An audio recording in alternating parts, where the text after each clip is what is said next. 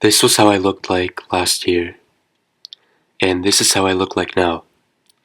Let's dive in to my top 5 tips for body recomposition, starting with routine, structure, and consistency.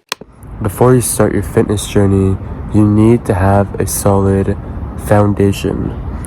You need to establish your fitness goals. Are you trying to build muscle? Are you trying to lose fat?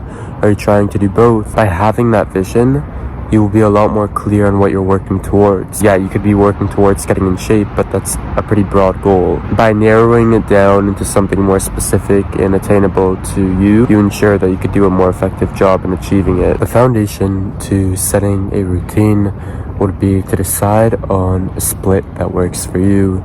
This could be doing upper body, lower body, rest day, conditioning, or you could do more of like a push-pull legs type of split, which I know is pretty popular. These things you could work around. I mean, you could try it out and you see how you feel, and then depending on that, you could improvise, you could add more things, eliminate what's needed. I like to keep nutrition very, very simple.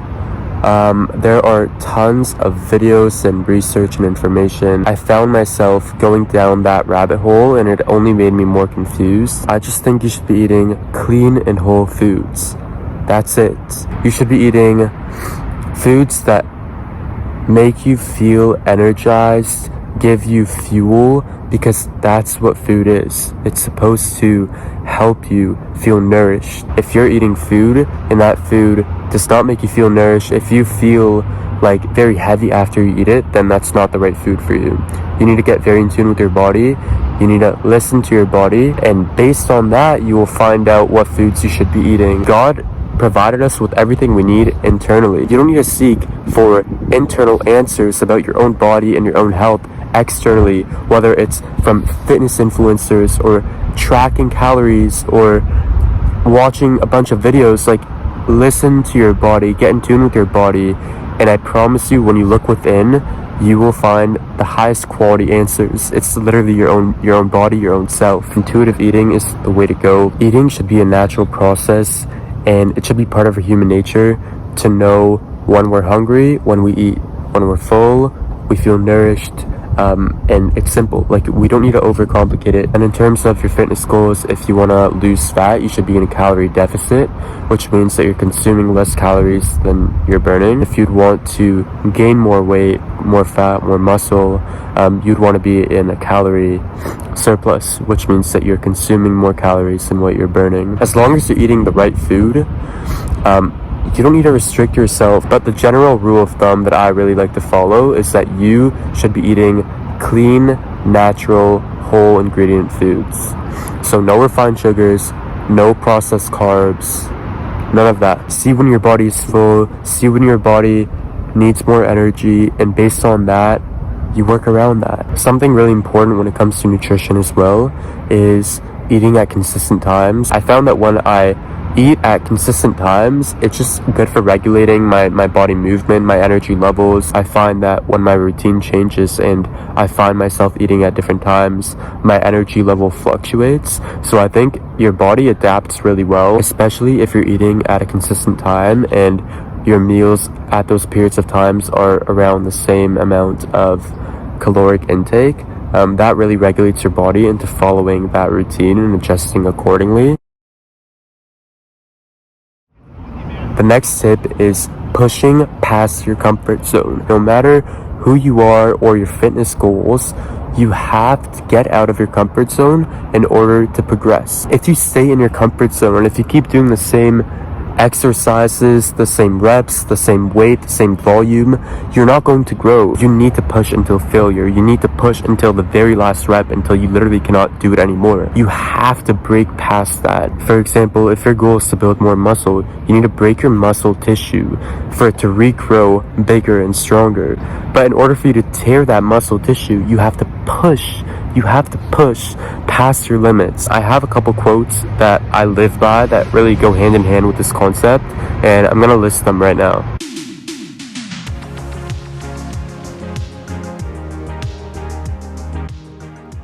Sleep, recovery, and conditioning. These three factors are super important because you need to understand that if you work out so hard, you're eventually going to tear your muscle, which is what you want because that's how your muscle grows. But if you tear your muscle but you don't let your body recover, then your muscle won't grow. So basically all that work you put into working out, it won't really be paying off as much as it could if you were well rested. It's the combination of working out really hard, tearing your muscle, pushing past your comfort zone, combined with your body having time to heal itself, to recover, to repair and grow that new tissue. Oftentimes we could lift and we could work out, but that doesn't necessarily mean that we're moving freely or that we're functional.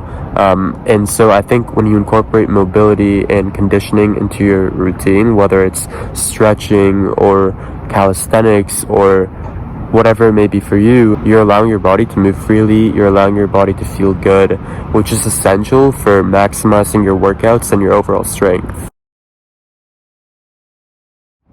We've come to the last tip, and this tip is the most important one in my opinion, and that is your mindset. I made a video a while back about how maintaining a healthy lifestyle is determined by your mindset, and if you haven't watched that video, check it out. It's gonna really help you in terms of maximizing your fitness goals. It's super valuable. I'll put the link in the description. If you don't have the right mindset going into your fitness goals, you are going to burn out. It's just a matter of time. How I look at fitness and my overall health and well-being is that it's a lifestyle for me. It's not like a 75 hard day thing or a challenge or monk mode. It's a long-term lifestyle thing. I see myself doing it every single day for the rest of my life. And I'm so confident in that because I have adopted the right mindset. Now, a lot of people, if they are doing fitness for the wrong reason, whether it's to look good, to lose weight, to get like a summer body or etc., it's going to be short-lasted because they are not truly fulfilled by it. You need to ensure that you're doing it for the right reason for you to progress with it long term. You need to ask yourself, what is my why? And if it's for aesthetic reasons or if it's for superficial reasons, you need to reprogram your mind and find a more authentic reason, such as internal fulfillment, making you feel good. It gives you strength, it gives you clarity, whatever it may be for you, but you need to change your why for you to progress with it long term. Before, when I started my fitness journey, it started off for an aesthetic reason, for a self-image reason, but then it became more of this lifestyle habit which had to do with making me feel good. And I think that's so powerful. When you learn to enjoy the journey, it makes everything so much better. You're not rushing to the destination. You're not beating yourself up if you're not getting a certain weight or a PR by a certain deadline. But you're measuring your success by your efforts and not your outcome. You're measuring your success by the continuous journey of growth and evolution, of trying it out, failing, reflecting, repeating, and continuous growth. You fall in love with that journey. You fall in love with seeking discomfort and leveling up. When you encompass this ideology, not just about fitness, but about every single thing in life, you will be able to live life to the fullest in the present moment, because when you're focused on the destination, you are focused on the future. When you're focused about blaming yourself and beating yourself up, you're focused about the past. You can only be truly free in the present moment, and that comes with not rushing to that destination, but enjoying where you are, enjoying this moment in time, enjoying the journey. That is what will get you to your goals. You learn to love this period of time that you're in, knowing that it's temporary, knowing that things will change. It's part of life. It's the temporary nature of life itself, is everything shifts and evolves. So when you learn to be present and mindful of your current state, is when you will learn to be the most free, most happy, and most fulfilled. Hey guys, I hope you enjoyed this video. If you have any questions, let me know what you think. You got this. Take it slow, enjoy the journey, and take care. Bye.